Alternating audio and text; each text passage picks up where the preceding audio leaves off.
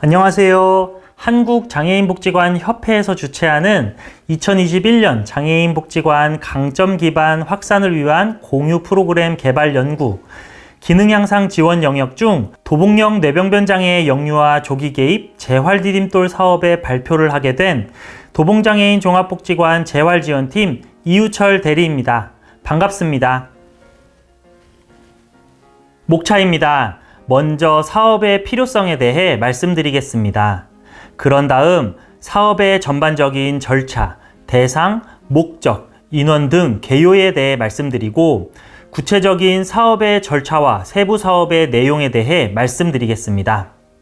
본 사업 공유의 취지에 맞게 이 발표를 보고 참고해서 사업을 진행하실 종사자들에게 도움이 될 만한 내용도 함께 담았습니다. 사업을 진행하면서 느꼈던 것과 시행착오들, 질문들을 정리하여 Q&A 형식으로 만든 실무자를 위한 팁과 함께 생각해 볼 만한 것들, 그리고 발표를 마무리하면서 시청자에게 던지는 메시지로 마무리할 예정입니다. 그럼 본격적으로 사업 발표를 시작하겠습니다. 뇌병변 장애의 영유아는 보통 90% 이상 선천적이거나 생후 2년 이내에 발생하며 만 5세 이전에 장애 진단을 확정한다고 합니다. 장애 발견부터 진단까지 평균 12.7개월이 소요된다는 결과도 있습니다. 다시 말하면 다른 장애 유형의 영유아와는 다르게 뇌병변 장애의 영유아는 장애를 인지하고 발견하는 시기가 빠르다는 이야기로 볼 수 있습니다. 왜 그럴까요? 뇌병변 장애란 뇌의 구조적 손상으로 오는 다양한 증상이 있는 장애 유형이며 보통 조산, 출산 전후의 각종 이벤트 등 아이의 보호자가 인지할 수 있는 경우가 대부분이며 원인이 없더라도 병원에서의 검진 등으로 대부분 알 수 있기 때문입니다.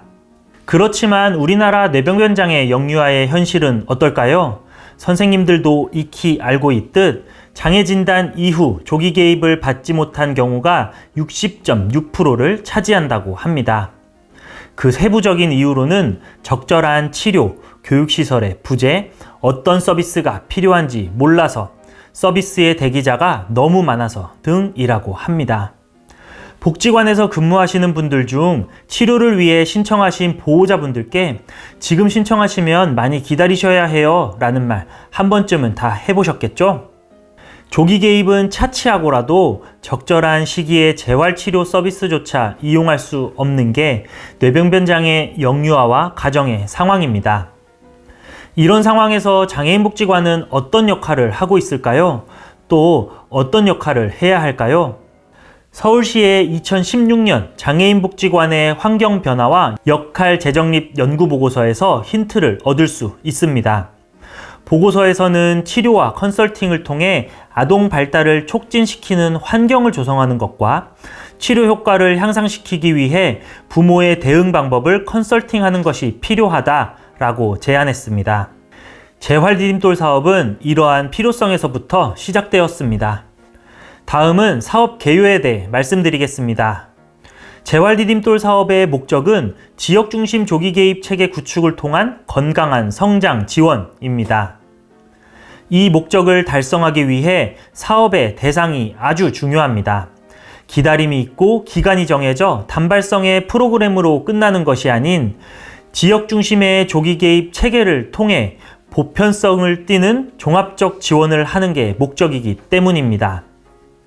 따라서 본 사업의 대상은 첫째, 도봉 구민이며 둘째, 만 6세 이하의 영유아와 가정, 셋째, 정도가 심한 뇌병변 장애인, 이 세 기준을 모두 충족하는 가정이 모두 대상입니다.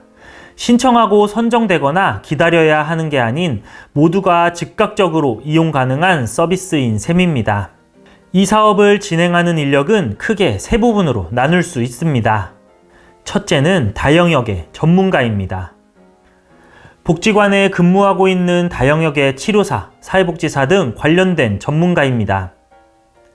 둘째는 지역의 유관기관입니다. 협력적 관계에 있는 기관 및 종사자를 들 수 있는데요. 특수교육기관, 보건소 등입니다. 셋째는 민관 협력입니다. 민으로 구분되는 복지관과 복지관을 주관하는 구청, 주민센터 등을 포함하며 좀 더 확장하면 서울시까지 포함할 수 있습니다. 이렇게 세 가지 부분의 기관 및 인력들이 이 사업을 진행하는 데 협력하고 있는 인력이며 이를 지역 중심의 조기 개입 체계라고 부르고 있습니다. 다음은 사업 절차에 대해 말씀드리겠습니다. 왼쪽에 보시는 자료는 재활디딤돌 사업의 홍보 포스터입니다. 이를 참고해서 봐주시면 감사드리겠습니다. 절차 중 가장 첫 번째는 서비스를 이용하기 위한 가장 기본적인 절차인 복지관 등록입니다. 복지관에 등록하는 방법은 크게 세 가지인데요. 이용 당사자가 직접 신청하는 방법, 어린이집, 타복지관, 센터 등 유관기관에서의 연계, 그리고 지역 내 민관 협력을 통한 공식적인 의뢰로 복지관에 등록하는 것입니다.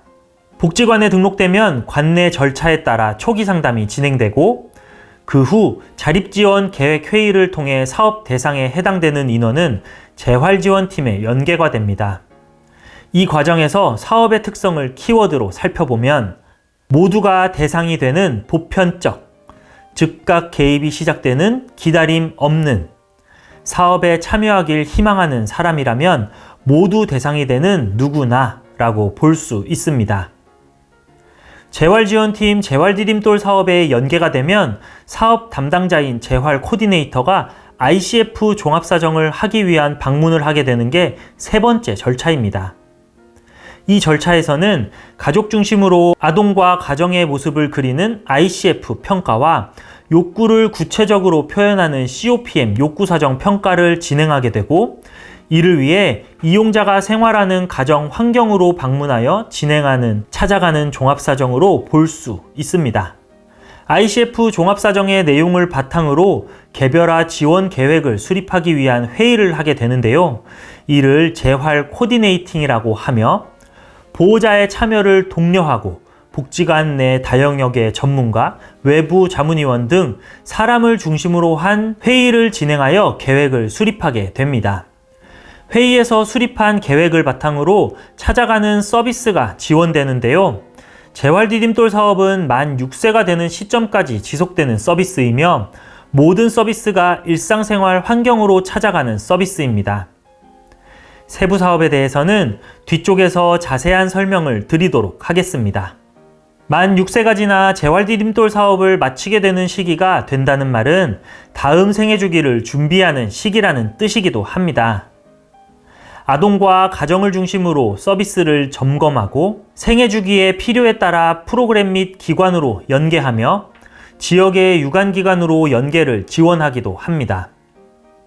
또한 지역 안에서 잘 성장할 수 있도록 지속적인 관계망을 유지하며 확장하는 자리와 기회를 주선하기도 합니다. 그럼 재활디딤돌 사업의 세부 사업들에 대해서 자세히 설명드리도록 하겠습니다. 가장 먼저 ICF 종합사정입니다. ICF란 국제기능장애 건강분류를 지칭하는 말로 WHO에서 만든 장애에 대한 국제적인 분류이자 도구입니다. ICF의 장점은 장애인을 포함한 사람의 모습을 전반적으로 그릴 수 있다는 것인데요.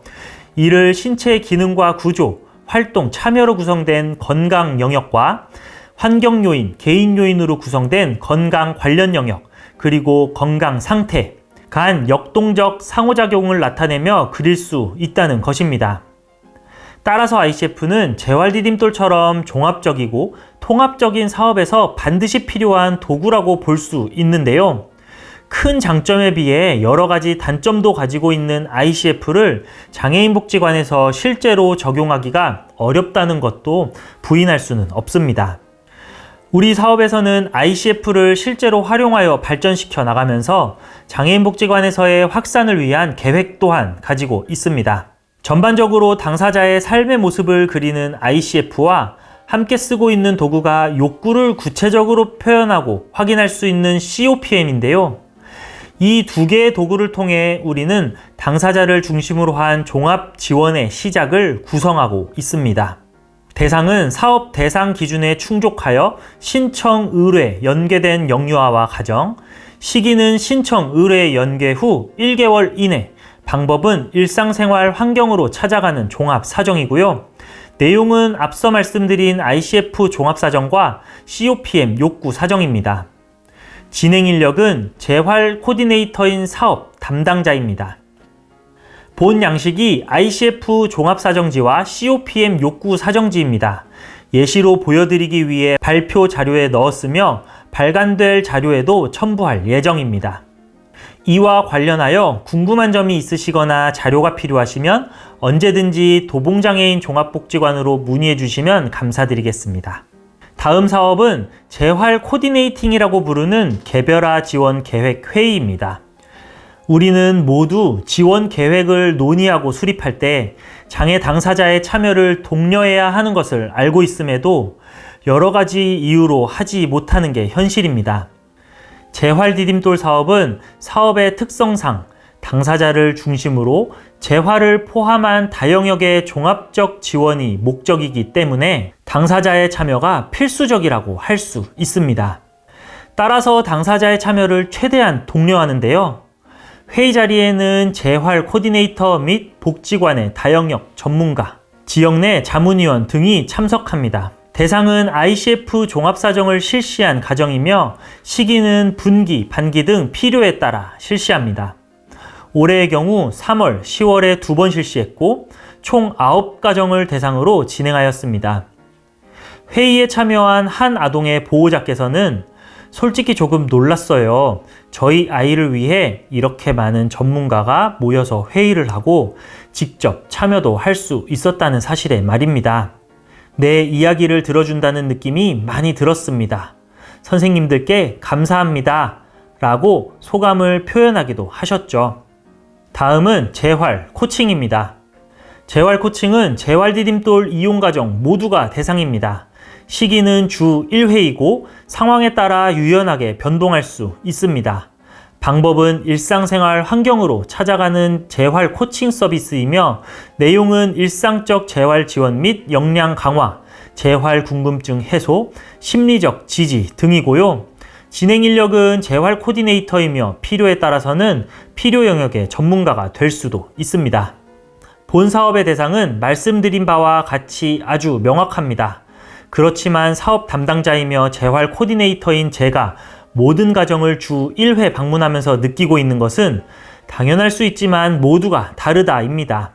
아동의 기능 및 성향, 건강 상태에서부터 집안 환경, 생활 방식, 습관, 가족 구성원 등 모두가 하나의 고유한 모습을 이루며 살고 있다는 걸 더 확실하게 느끼고 있습니다.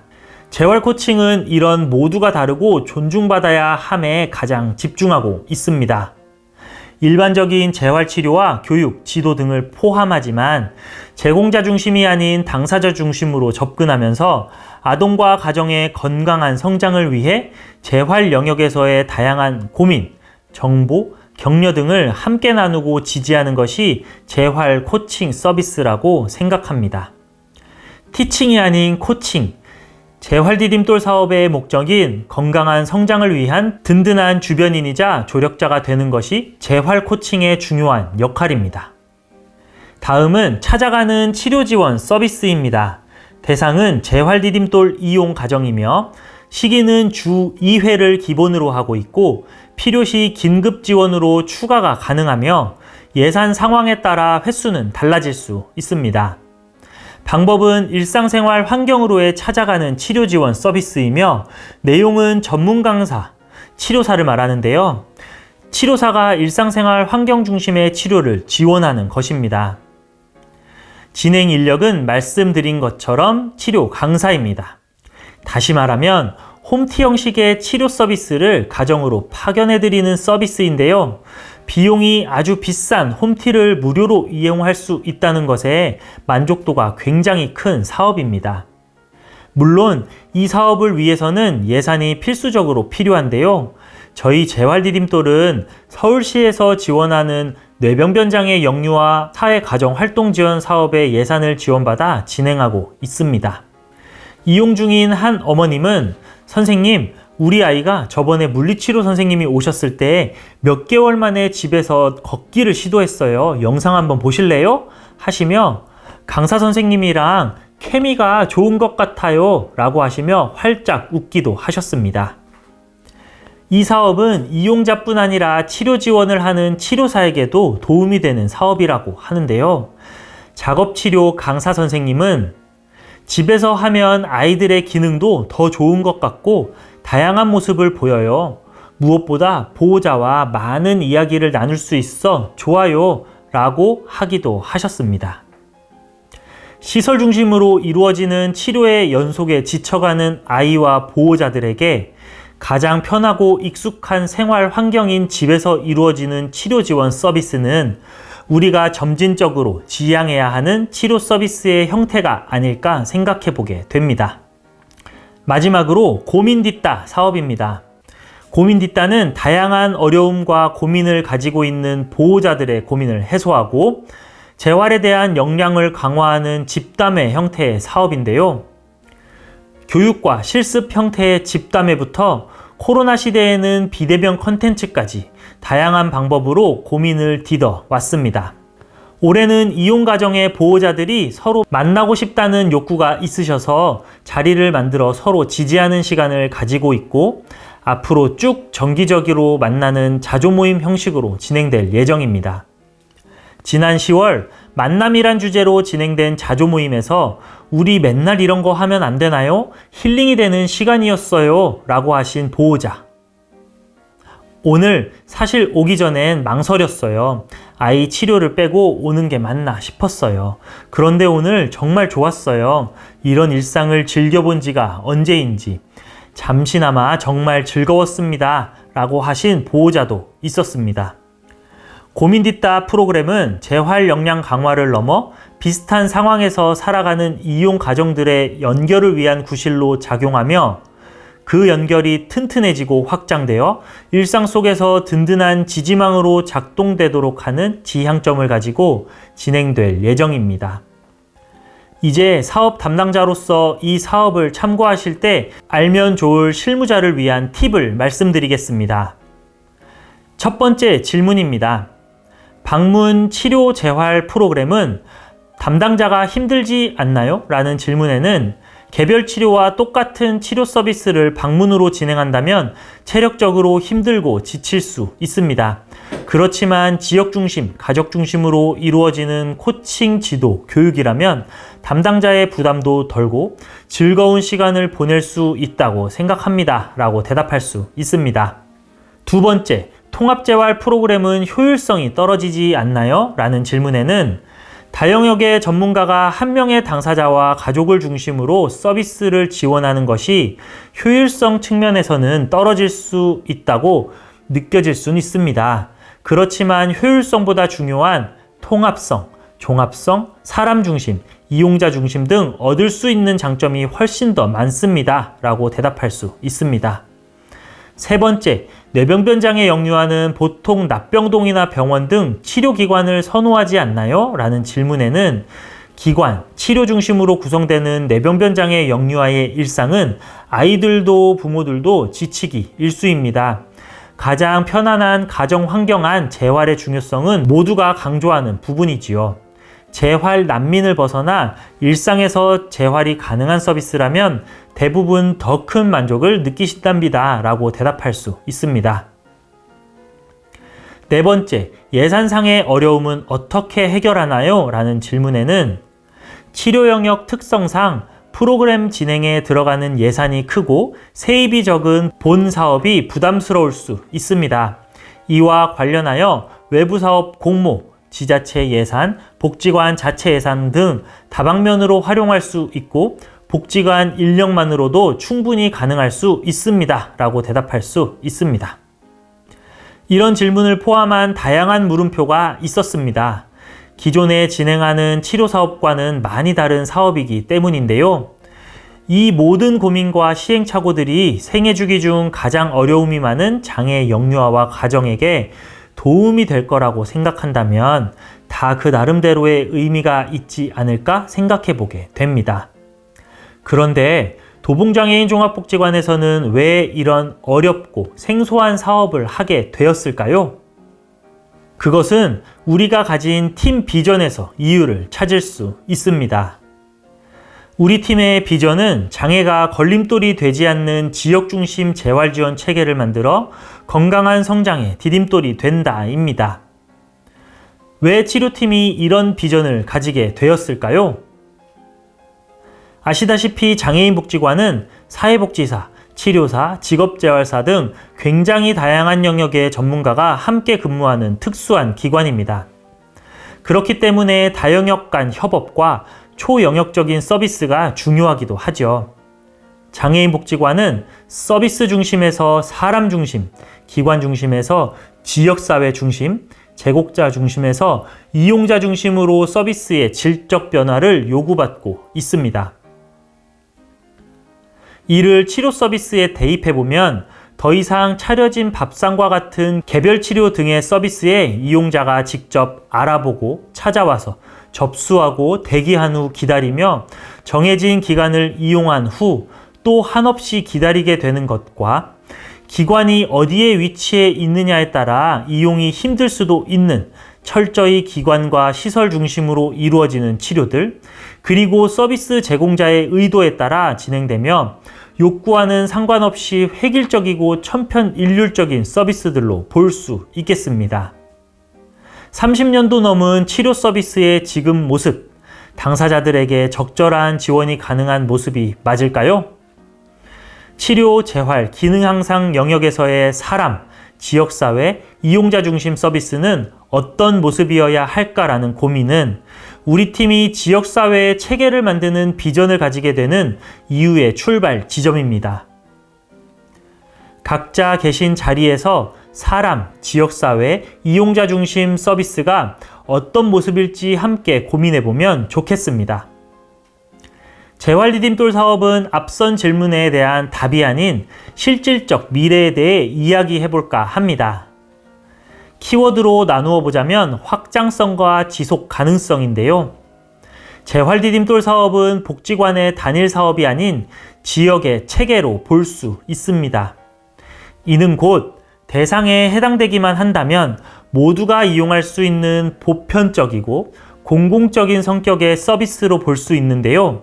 다시 말하면 여러 가지 사정으로 복지관을 이용하기 어려웠던 사각지대 당사자들이 자연스럽게 체계 안으로 들어올 수 있다는 이야기입니다. 이전까지 서비스를 이용할 수 있냐 마냐는 기관과 제공자 중심에서 결정되었지만 앞으로는 체계 안에서 서비스를 이용하냐 마냐를 결정하는 건 당사자라는 이야기가 될 수 있습니다.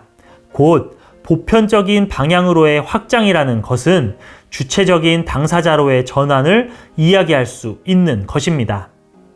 아무리 좋은 사업도 지속되지 못하면 아무 소용 없겠죠. 우리는 복지관에서 근무를 하며 좋은 사업이 없어지는 것을 무수히 봐왔습니다. 따라서 사람, 지역사회, 이용자 중심 서비스를 지속하기 위해서는 예산, 인력, 역할 이 세 가지가 중요합니다.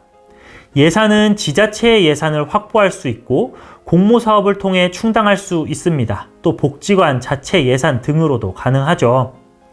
인력은 장애인 복지관의 특성상 다영역이 이미 근무하고 있는 복지관 자체 인력을 활용해도 괜찮고 지역 자원을 활용해도 좋습니다. 무엇보다 중요한 건 역할입니다. 장애인 복지관에서 치료 영역의 역할은 무엇일까 고민해 봐야겠죠. 다양한 환경 변화를 고려하고 기관의 미션과 비전, 그리고 팀 비전과 역할이 일치하며 같은 방향을 바라보고 함께 나아가야 합니다. 그렇게 된다면 앞으로는 장애인 복지관의 재활 지원, 치료팀은 더욱 지속 가능한 역할을 무궁무진히 펼쳐낼 수 있을 거라고 생각합니다.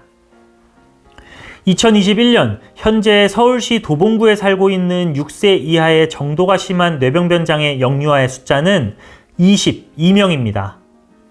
조금 더 확장시켜 볼까요? 2016년을 기준으로 하자면 서울시에 살고 있는 만 6세 이하의 정도가 심한 뇌병변 장애 영유아의 숫자는 546명입니다. 그렇다면 서울시에는 장애인 복지관이 몇 개 있을까요? 그 수는 총 51개라고 하네요. 지역적 특성을 고려하지 않고 단순히 나누어만 보자면 한 개의 복지관당 10.7명의 영유아라는 이야기입니다. 조금 더 확장시켜 보겠습니다. 전국에는 3,191명의 해당 영유아가 있고 전국에는 247개의 복지관이 있으니 나누어 보면 12.9명입니다. 어떠신가요? 생각보다 많다고 느껴지실까요? 아니면 생각보다 얼마 없네? 라고 느끼실까요? 많고 적고를 떠나 많은 어려움을 겪고 있는 같은 상황에 처한 한 대상군 모두가 동일한 체계 안에서 종합적인 서비스를 지원받는 삶은 당사자의 입장에서 어떤 의미를 가지게 될까요? 우리는 장애인 복지관에서 일하고 있는 의미를 어떻게 바라보고 있나요? 함께 고민해보고 연대하여 만들어가고 싶은 마음에 조심스럽게 손을 내밀며 발표를 마쳐볼까 합니다. 모두가 기다림 없이 지속적으로 살아가는 환경 안에서 통합적인 재활 지원 서비스를 지원받는 삶, 재활 디딤돌. 감사합니다.